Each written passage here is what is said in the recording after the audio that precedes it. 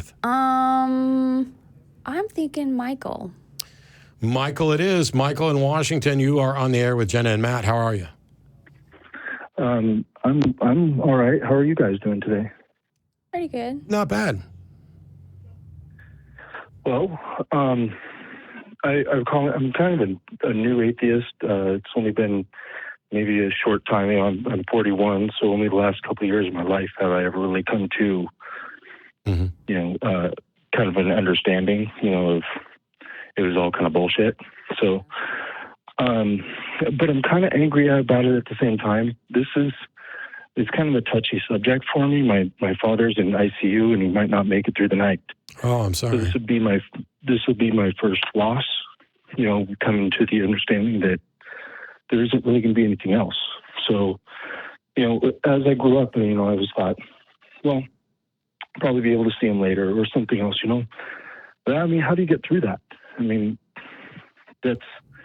I think the first question is when you say you're angry, where's that anger directed? Is the anger directed at just religion in some nebulous sense, or are you angry at? I'm kind of angry that I had a feeling that there would be something before, and now I kind of don't. So I'm kind of like I wish there was. Yeah. How's your relationship with your father?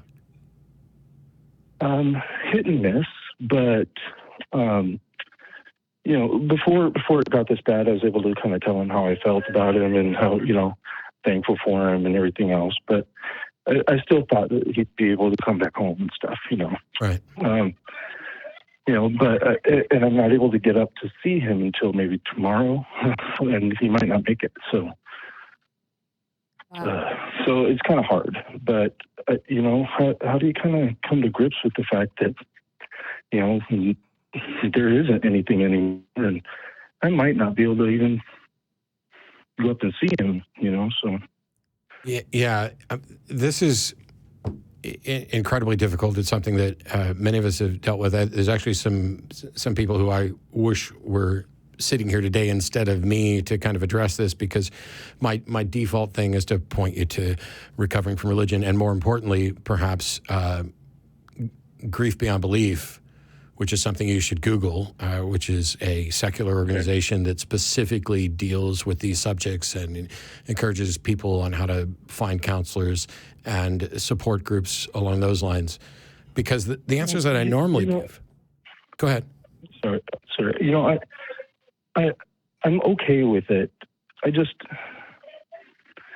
don't, I haven't come to a loss yet, except for now it's like right on the precipice. So the grieving, I can kind of get through it, and I can accept it. And I've dealt with loss before, and something inside, I ultimately knew, that I'm not going to be seeing him anymore. But, there was always that hope, that you have that religion kind of throws at you.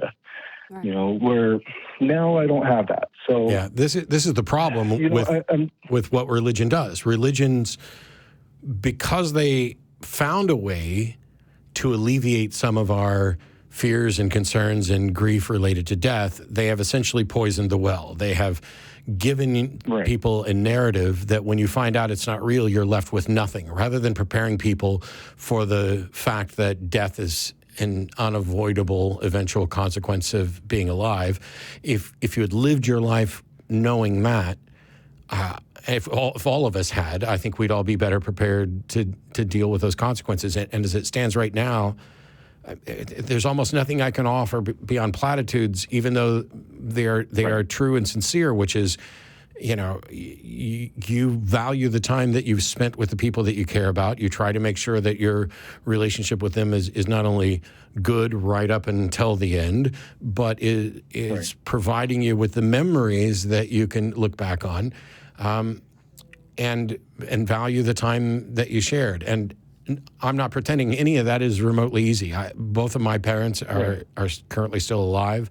My grandmother died a few months ago, and she was 91.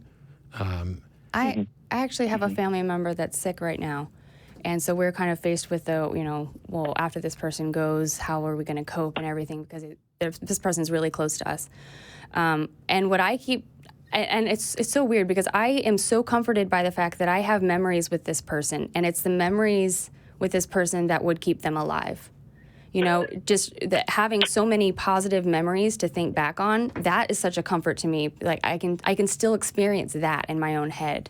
I don't know if that helps at all. Right. Does that help you at all? Does that make you feel any better? Is that you have these memories to just...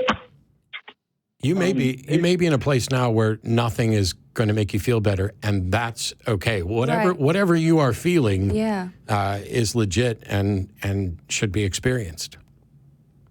Right. You know, yeah. I guess, you know, I just wish that, you know, I would have had kind of this realization a long time ago, and that way I could have healed things from people earlier, spent more quality time with them. You can use that. You can use that with everybody else in your life that's important to you right now. Right. Yeah. Yeah. Yeah. I guess. Then there's also like how do you deal with, you know, well, still most of the people in the family are all going to be, you know, they're in a better place, we'll be seeing them later, and all this other stuff, you know. Let them. Mm. And when I'm going through this with them, I mean, I might be kind of like shrugging and whatever, and we're not going to be taking part probably in the whole, oh yeah, everything's going to be fine, and later we'll be able to say hi again, you know, and all this other stuff that they're going to be all into. Right. And that's kind of going to kind of alienate me a little bit from just even the grieving with the family. Yeah, and that's why I recommend groups like Grief Beyond Belief and other things, because you may be the only person in your family who doesn't share those views. And, you know, this is not the time, of course, you know, you don't want to walk into funeral services and have arguments with people. And the funeral service is for the people who are left behind, and not that the person who's died is gone somewhere, but that's the perception. And for those of us who are still alive, people are going to deal with it in different ways. And if people buy into a particular religious narrative as primarily a coping mechanism, it's... As I sat there at my grandmother's funeral and listened to the people around me talking about, you know, she's in heaven, she's in a better place and all of this, right. I wasn't as bothered by that sort of religious talk as I am by the similar talk in other situations, because I recognize that just like when somebody comes up and says, you know, oh, would you pray for me? That's an expression of, I need some help. I'm going through something, and this is the way I cope with it. And that's not the time to argue or debate or anything else. But it is important. I mean, are you out to most of your family as an atheist? No, pretty much none of them. Yeah, this is going to be harder. And it may just be that deflect the God talk, file it away, let it go, and be there for the people who are there.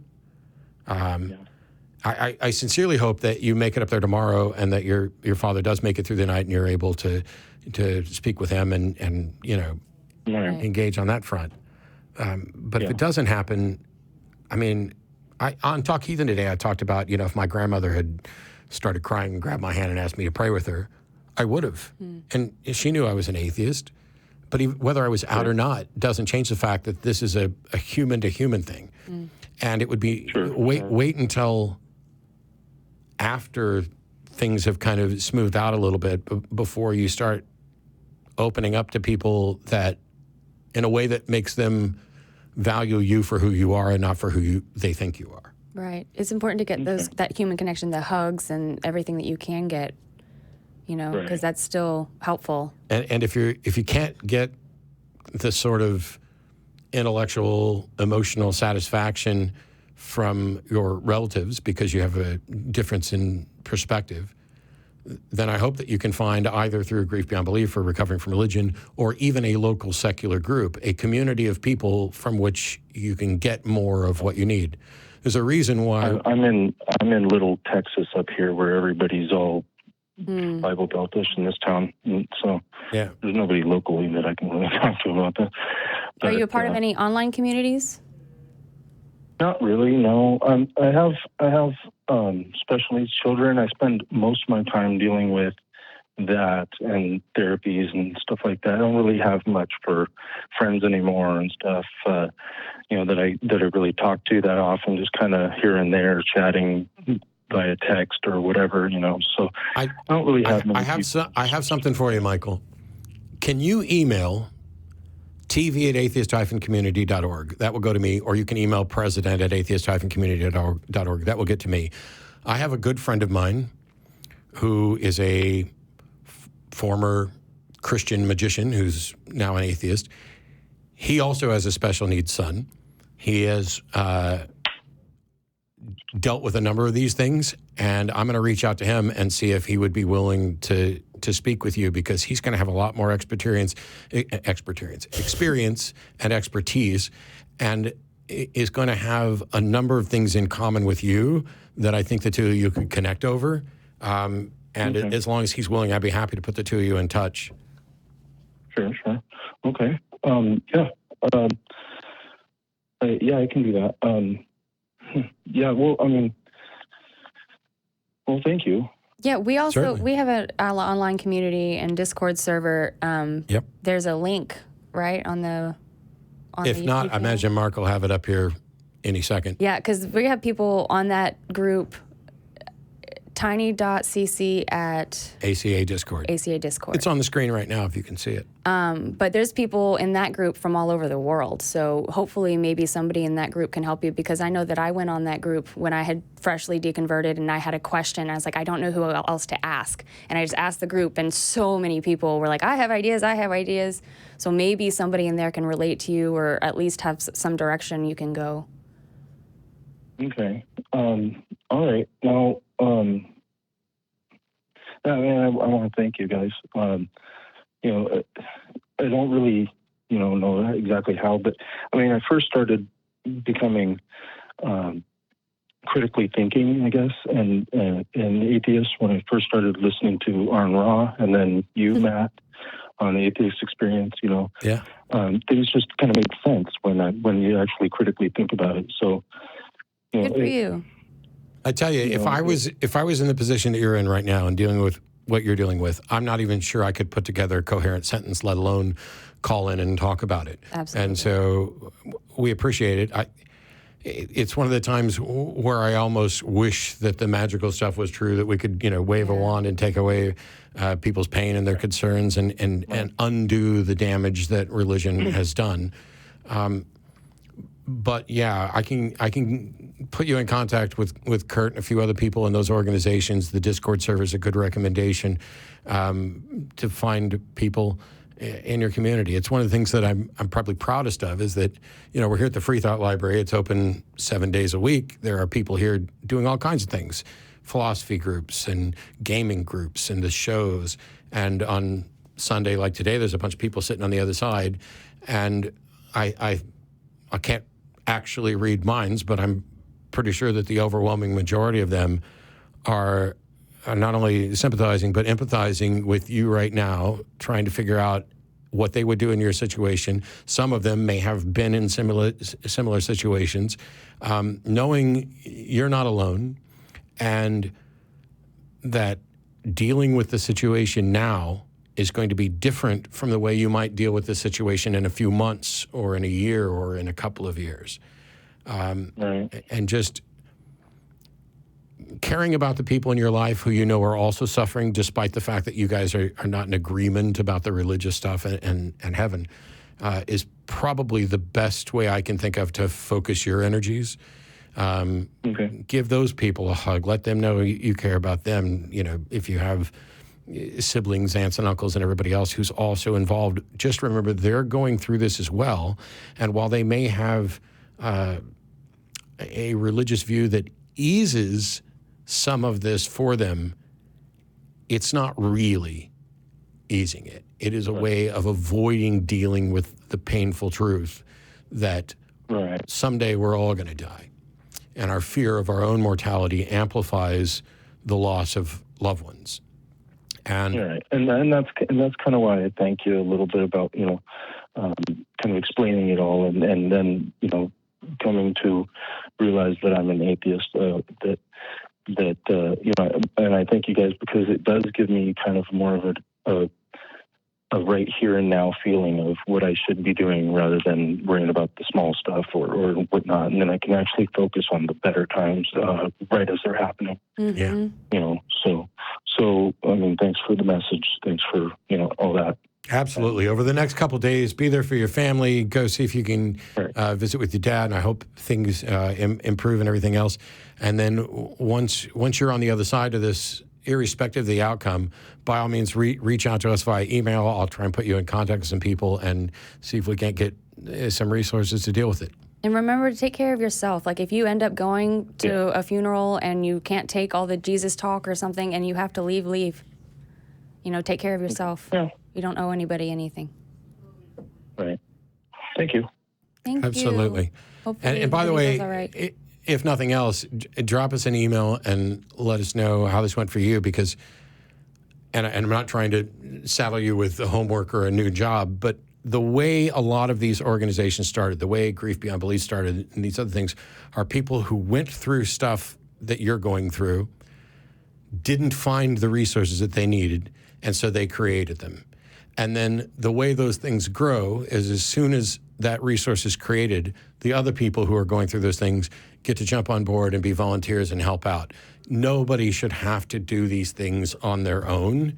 And, if nothing else, I know of at least one or two resources I can put you in touch with so that you have to do it a little less on your own.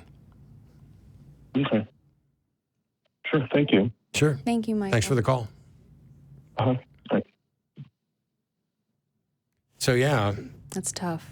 It's there. Every time I get a new call from somebody who's in pain and dealing with basically some sort of religious trauma. I mean, Dr. Marlene Winnell coined the phrase religious trauma syndrome. I know there's a religious trauma conference coming up. You can Google that. But every time, my tendency is to say, oh, this is one of the biggest problems caused by religion. And then it's something else comes out. Oh, this is one of the biggest problems. Let's just face it. Religions have done humanity a great disservice by keeping us from developing the tools we need to deal with loss. And not just loss in the sense of death, but loss in the sense of relationships that end. Right. And, it can feel if you come out as atheist and you get disowned by everybody and nobody will talk to you anymore, that can be like an entire family dying all at once, right. And it's been described that way.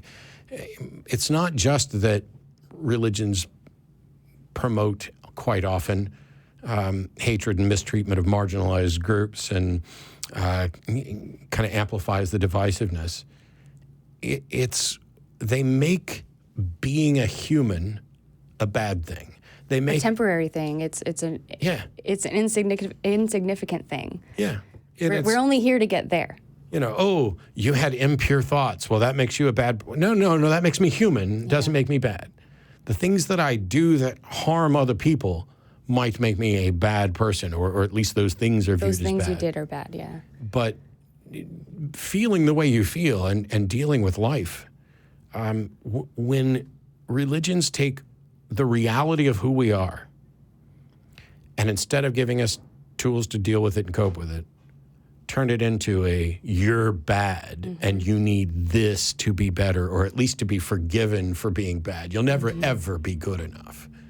That's the sort of crap that I absolutely despise. I experienced a lot of, it doesn't even matter. So as a kid, I remember myself being like 7 or 8 years old, and I remember having like a question about, how something works or why something works. And I remember thinking, oh, well, I'll never find the answer to that. But God knows the answer. So when I get to heaven, he'll remember this question for me, and he'll tell me the answer when I get up there. And so then I don't even have to worry about remembering this question or writing it down, because I can't take that with me when I go, right? So he'll just tell me everything I want to know, because it doesn't matter here. So I'll just wait till I get there.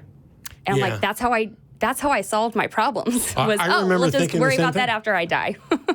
I remember thinking the same thing, and I remember a conversation after I'd become an atheist, but where I was interacting with somebody who still believed that. Mm-hmm. And in this particular conversation, the person was a Bible-believing Christian. Mm-hmm. And I don't know what made it pop into my head at that moment, but I was like, where in the Bible does it say God's going to tell you anything? Or even that you're going to meet him. That's not even a promise. Yeah. You know, the pearly gates and the streets of gold and the mansion and the crown and all this other stuff. At no point does it say, hey, after you're dead, you're going to find out all the secrets of the universe. Yeah. It's not a real thing. And yet, just like limbo wasn't a real thing. And, you know, not even within, you know, the doctrine of the religion. When I hear people talk about, well, God needed another angel. There's nothing biblical at all about the notion that human beings become angels. As a matter of fact, it's the exact opposite of what is actually in there and written. But we tell ourselves these comforting stories. Like Santa Claus. And there's so many stories we tell ourselves. Yep.